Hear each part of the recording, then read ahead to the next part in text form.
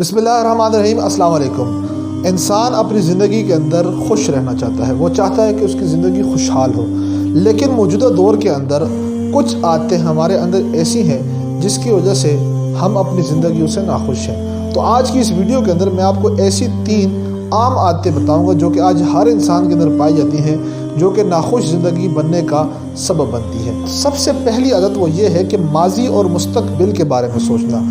हर इंसान या तो अपने माजी के गमों के अंदर अपनी नाकामियों को सोचता रहता है, या वो कुछ ना कुछ तनाज़े को लेकर बैठ जाता है और उसके ऊपर सोच रहा होता है जो कि उसके बस में नहीं है, क्योंकि जो हो चुका है उसको आप बदल नहीं सकते। या वो अपने मुस्तकबिल के बारे में बड़े बड़े ख्वाब देख रहा होता है और इसी ख्वाब को अचीव करने के लिए जदोजहद करता है, जो कि उसकी ज़िंदगी नाखुश बनाती है। तो जिस तरह हाल में भी हो आप मौजूदा हाल के अंदर रहें और उसको बेहतर से बेहतर बनाएं, क्योंकि एक बात को अपने पल्ले में डाल दें, जो कुछ हो चुका है आप उसको बदला नहीं सकते, जो होने वाला है उससे आप बिल्कुल बेखबर हैं, और जो होगा वो भी आपके इख्तियार में नहीं है। तो लिहाजा हर हाल में खुश रहना सीखें। इसलिए हमारे दीन ने हमें बड़ा ज़बरदस्त सबक दिया है। नबी करीम सल्लल्लाहु अलैहि वसल्लम का इरशाद है कि मोमिन की ज़िंदगी तो खैर ही खैर है, क्योंकि अगर उसके पास कुछ आ जाए तो उसके ऊपर शुक्र करे, और अगर कोई तकलीफ़ आ जाए उसके ऊपर तो उसके ऊपर सब्र करे। तो अल्लाह ने हमें शुक्र और सब्र दोनों का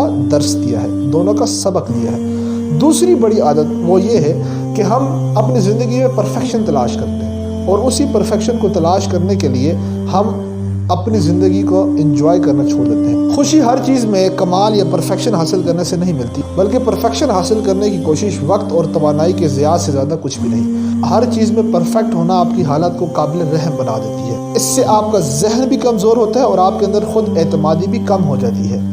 तीसरी बुरी आदत जो कि हमारी ज़िंदगी को नाखुश बनाती है वो ये है कि अपना और दूसरों का मुआवजा करना, यानी कंपैरिजन करना।